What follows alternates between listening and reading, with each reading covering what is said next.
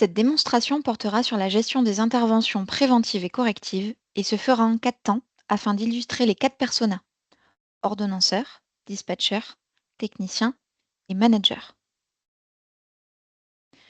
Nous commencerons par la création d'un plan de maintenance par l'ordonnanceur.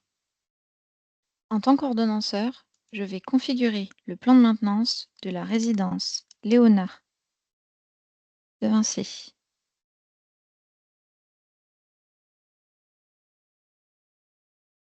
Sur cette installation, nous voyons qu'ont été déclarés 2 équipements, une chaudière gaz condensation et un adoucisseur, et également 2 systèmes.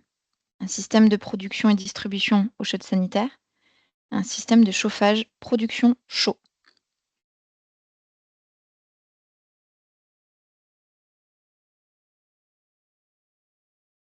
Je décide de configurer mon plan de maintenance à la maille de l'installation géographique. Ici me sont proposés l'ensemble des gammes standards qui découlent de mon référentiel NG Solutions, le RTU, référentiel technique unifié, qui se met en parallèle avec tout ce que j'ai déclaré sur mon installation géographique. Pour cette démonstration, je vais choisir 3 gammes qui concernent mon adoucisseur et 3 gammes qui concernent ma chaudière gaz.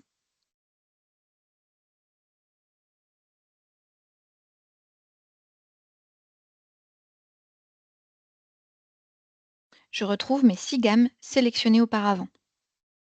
Étant donné que je n'ai sélectionné que des gammes standards, elles héritent d'informations standards, comme la durée de l'intervention, le nombre de techniciens nécessaires pour effectuer cette intervention, des détails, mais également je pourrais avoir des consignes, comme ici, et des prérequis.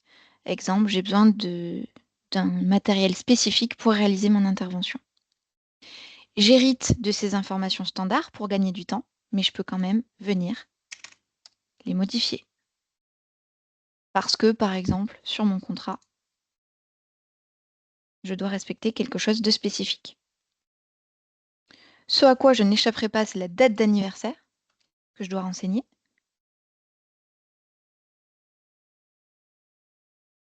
Que je peux mettre commune à toutes mes gammes.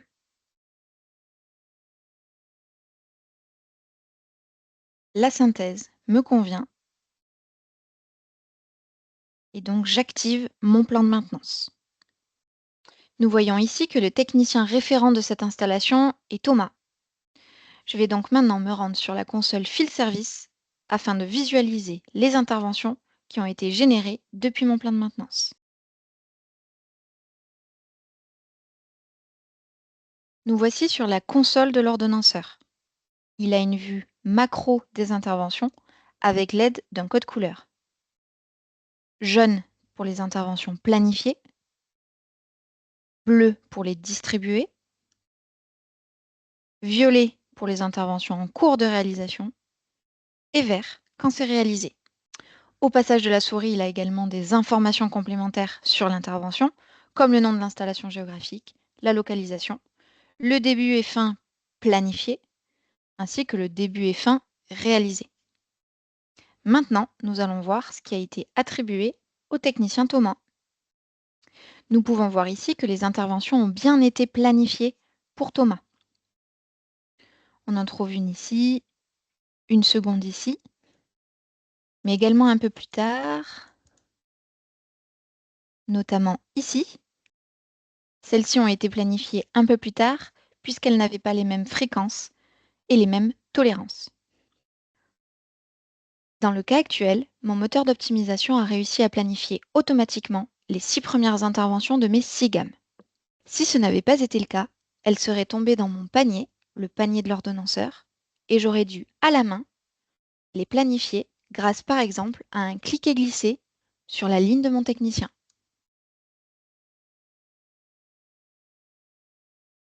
Maintenant, nous allons illustrer un dispatcher qui crée une demande d'intervention client et qui la dispatche à un technicien. En tant que dispatcher, j'ai déjà identifié mon installation géographique qui était concernée et je vais créer mon intervention curative. Donc j'ai la possibilité de renseigner le contact, donc l'appelant. qui m'a contacté. Je peux sélectionner également le système concerné, donc ici c'était le système de chauffage. Je vais renseigner le symptôme et la qualification du symptôme. J'ai la possibilité de rajouter des commentaires.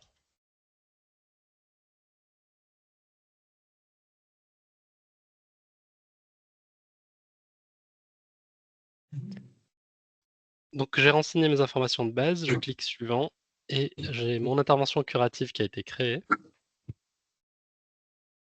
Donc ici, on va pouvoir voir qu'on a automatiquement, les informations sur les jalons, hem, prévus au contrat. Donc on a des engagements sur, le délai d'intervention. Donc ici, dans ce contrat-là, pour le symptôme que j'ai sélectionné, j'ai un délai d'intervention d'1 heure. Donc ici, j'ai dynamiquement, en fait, le temps restant, pour respecter, le jalon prévu au contrat. Donc, là, j'ai créé mon intervention. Mon étape suivante en tant que dispatcher, c'est de la planifier. Donc, l'outil va m'aider à trouver le bon candidat compétent, disponible et heu apte à intervenir sur cette intervention-là. Donc, ici, mon meilleur candidat, c'est Thomas. Et ici, à noter que j'ai un score, en fait, pour mes différents créneaux. Donc, le moteur de planification s'appuie sur une stratégie. En fait, on lui indique un ensemble de règles qu'il doit respecter. Donc, par exemple, le technicien, il doit avoir la compétence requise, il doit faire partie de l'équipe, de l'EPEX concernée par, l'intervention. Donc on définit tout un ensemble de règles obligatoires et on définit aussi une seconde chose. La seconde chose, ça va être les objectifs. C'est ce qui va permettre de dire au moteur, parmi, les candidats aptes à intervenir, quel est le meilleur candidat, le meilleur créneau.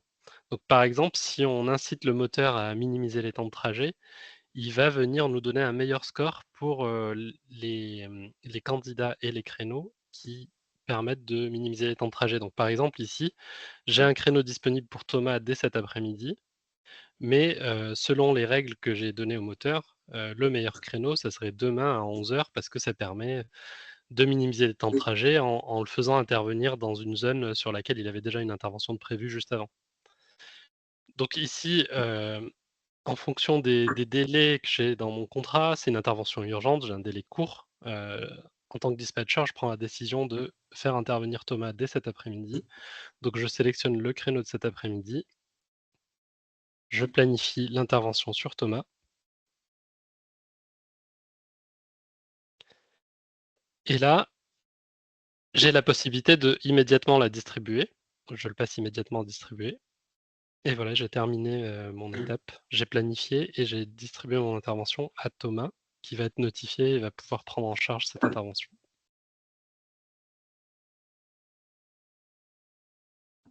Donc je me reconnecte, je vois que j'ai une nouvelle intervention, celle qu'a créée Abdel. Donc ici, je déroule encore le menu des actions pour pouvoir faire mon top début d'intervention. Ici, j'ai un premier écran qui me demande si je souhaite activer ou non le dispositif de levée de doute. Donc, partons du principe que oui, je veux activer le dispositif de levée de doute. Je vais pouvoir du coup définir dans combien de temps je vais l'activer. Donc, on va mettre 30 minutes ici. Tac. Donc voilà, votre top début a bien été enregistré et en plus de ça, on a indiqué qu'on voulait activer le dispositif de levée de doute et recevoir une notification toutes les 30 minutes pour savoir si je veux réactiver ce dispositif de levée de doute ou bien alors j'ai terminé mon intervention et tout s'est bien passé. Voilà, mon top début a été effectué. Donc il est possible pour moi directement d'aller faire mon intervention. Je vais avoir un certain nombre d'actes opératoires où derrière, en fait, je peux définir si oui ou non je les ai effectués. En plus de ça, on va le voir dans un deuxième temps, mais j'ai la possibilité de compléter tous les actes opératoires. Si par exemple, disons que j'ai une vingtaine d'actes opératoires à effectuer et que je sais que je les ai tous faits pour éviter d'appuyer à chaque fois, on a ce bouton qui permet de compléter tous les actes opératoires automatiquement. Donc là, je vais faire un top fin d'intervention. Et disons que mon intervention, j'ai pas complété mon intervention jusqu'au bout. Donc, j'ai la possibilité de replanifier une intervention dans un délai de 48 heures. Donc là, on va la réassigner, disons aujourd'hui, dans le cadre de la démo, pour une durée d'1 heure. Votre demande de rendez-vous de service a bien été prise en compte. Vous pouvez retrouver votre rendez-vous dans le calendrier au 14 à 17h30. Tac. Et voilà. Donc là, l'intervention de 16h20 à 16h50, c'est celle que j'ai effectuée avec une top fin partielle. Ça m'a créé un nouveau rendez-vous de service que j'avais replanifié. Donc, on avait un délai ouvrable de 48 heures. Hop, donc je l'avais mis à 17h30 pour une durée de 1 heure. Donc, je vais refaire mon top début d'intervention. Ici, je vais dire que non, je ne veux pas activer le dispositif de levée de doute. Mon top début a bien été enregistré. Je vais compléter automatiquement tous les 5 actes opératoires associés. Donc, si j'en avais 10, 20, 30 ou même 50, juste en appuyant sur ce bouton-là, ça me permet de les valider. Et je vais faire un top fin partiel, top fin total cette fois-ci, parce que mon intervention a bien été terminée jusqu'au bout. Et donc là, mon pointage a bien été enregistré.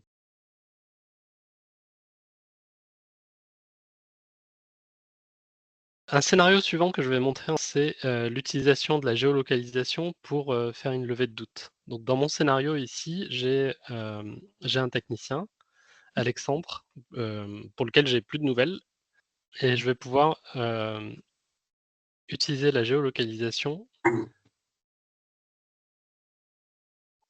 pour identifier où se trouve Alexandre.